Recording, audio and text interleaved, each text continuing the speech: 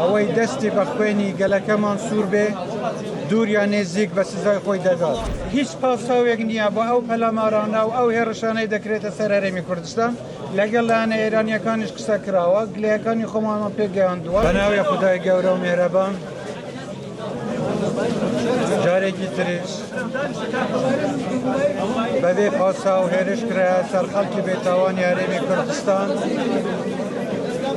و ئەو دوو هاوژینە شەهید بوون کە جێداقی هەموو لایەکمانە سەرخۆشی لە جەنابی سەرۆک و کەس و کاری شەهیدان و خۆمان و هەموو خەڵکی کوردستان دەکەین و ئینشاءالله خوا سێبۆری کەس و کار و بنەماڵەکانیان بداتەوە. ئەمە چەندین جارە بەبێ هۆ بەبێ پاسا و هێرش دەکرێتە سەر خەڵکی کوردستان، بەڵام بێگومان و بە دڵنیاییشەوە ئەوەی دەستی بە خوێنی گەلەکەمان سوور بێ دووریا نێزیک بە سزای خۆی دەدات.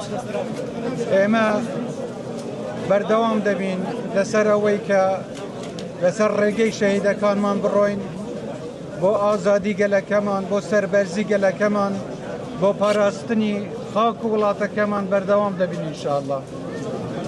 سپاسی شودرێژی خەڵکی کوردستان و پشتیوانی خەڵکی کوردستان دەکەین و هیوادارین ئەم شەڕ و گرژی و ناخۆشیە بەرەو کۆتایی بڕۆن و خەڵکی ئێمە بە ئاواتی دێرینەی خۆی بگاتن ئینشاءالله.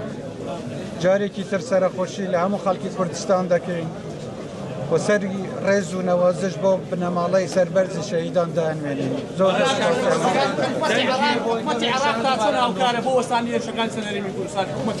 بەداخەوە تاکو ئێستا هیچ هەنگاوێکی کردەوەی یان نەناوە بۆ ڕاگررتنی ئەو هێرشانەیە کە دەکرێنە سەر هەرێمی کۆمەلگەی نێودەوڵەتی لەم دۆخەدا کە هەرێمی کوردستان کراوەتە ئامانج و ئارامیەکەی و خەڵکە سیڤیلەکەی هەڵوێستی چۆنە؟ ئێوە چۆن لەگەڵ کۆمەلگەی نێودەوڵەتی لیگتان دروست کردووە؟ ئێمە زۆر هەوڵمان داوە لەگەڵ هەموو لایەنەکانی کۆمەلگەی نێودەوڵەتی قسەمان کردووە، لەگەڵ هاوپەیمانان، لەگەڵ دۆستەکانی خۆمان.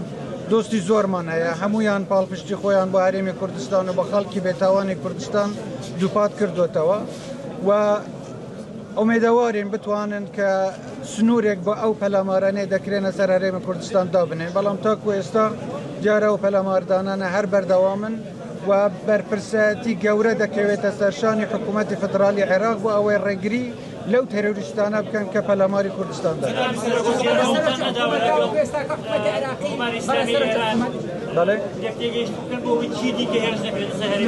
هەوڵمان داوە ئەوەی پێویست بێ لەسەر ئێمە لەگەڵ هەموو لایەنێک پەیوەندیمان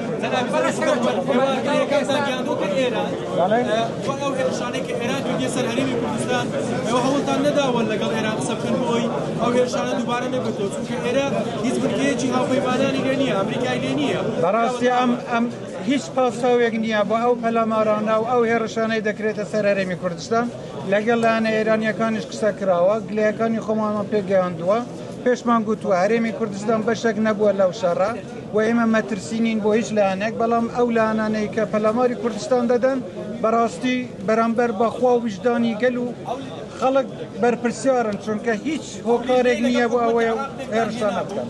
ئەو لێژنەیە لەگەڵ حکوومەتی عێراق پێکداهێنابوو بۆ کۆنتڕۆڵکردنی گروپە چەکدارەکان بەکوێ گەیشت؟ کاکە ئەو لێژنانە ئێمە زۆر بەجددی چوینەتە پێشەوە لەگەڵ هەموو لایەنێک ئەوەی لەسەر ئێمەیە کردومانە، بەڵام بەداخەوە لایەنەکانی تر لە ئاستی بەرپرسیارەتی نین یان ناتوانن یانیش نانەوێ کە هیچ ئیجرعاتێک بەرامبەر بەو تاوانباران زانیان بەردەکەوێت.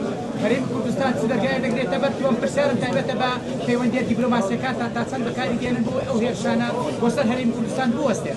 بە هیچ جۆرێک قەرەبۆی خوێنی شەهید ناکرێتەوە مەگەر بە ئازادی کوردستان و ئەوەی زیانی مادیشی بەرکەوتووە. ئێمە وەکو حکوومەتی هەرێمی کوردستان چیمان لە توانادا بێت دەیکەین بۆ ئەوەی قەرەبۆی زیانی مادیان بکەینەوە بۆ ئەوەی کە ئەم پەلامارانە بەردەوام نەبن.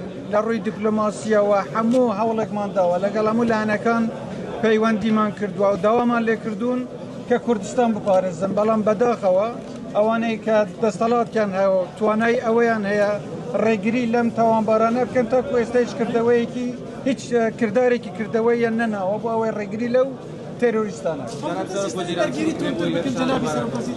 خۆیەوەی لە توانەماندا بێ کردومانە بەڵام بەداخەوە ئەم هێڕشانە